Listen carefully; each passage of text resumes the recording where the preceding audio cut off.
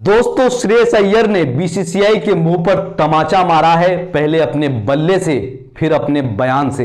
जी हां दोस्तों, श्रेयस अय्यर वो खिलाड़ी रहे हैं जिसके साथ बीसीसीआई ने बहुत बड़ा भेदभाव किया था। बीसीसीआई श्रेयस अय्यर को भारतीय टीम में नहीं देखना चाहती थी।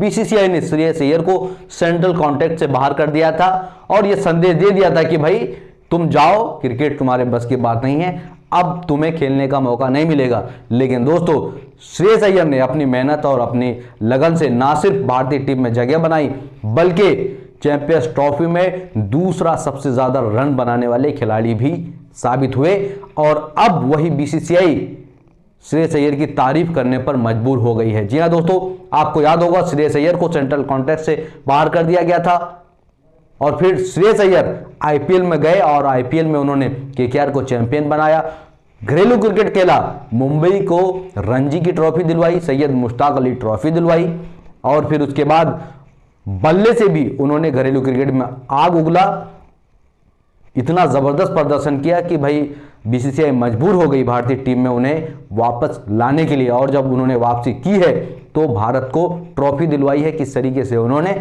फाइनल में एक महत्वपूर्ण पारी खेली है, मैच विनिंग पारी खेली है। जी हां दोस्तों, इन सब मुद्दों को लेकर क्या कुछ श्रेयस अय्यर ने कहा है, क्या कुछ उन्होंने कहा है जब उन्हें सेंट्रल कॉन्ट्रैक्ट से बाहर कर दिया गया था और अब उनका क्या मानना है, क्या कुछ उन्होंने कहा है, वो मैं आपको बताता हूं। दोस्तों, उन्होंने कहा, ईमानदारी से कहूं तो ये एक सफर रहा है और मैंने अपने जीवन के इस दौर में बहुत कुछ सीखा है। जहां मैं 2023 वनडे विश्व कप खेलने के बाद कॉन्ट्रैक्ट से बाहर हो गया, मैंने फिर से मूल्यांकन किया कि मैं कहां गलत था, मुझे क्या करना चाहिए, मुझे अपनी फिटनेस पर कितना ध्यान देना चाहिए।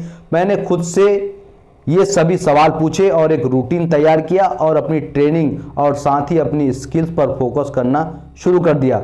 एक बार जब मुझे घरेलू क्रिकेट में लगातार मैच मिले तो मुझे पता चला कि मेरे लिए फिटनेस कितनी अहम है, खासकर जब साल की शुरुआत में मुझे लेकर चिंता थी।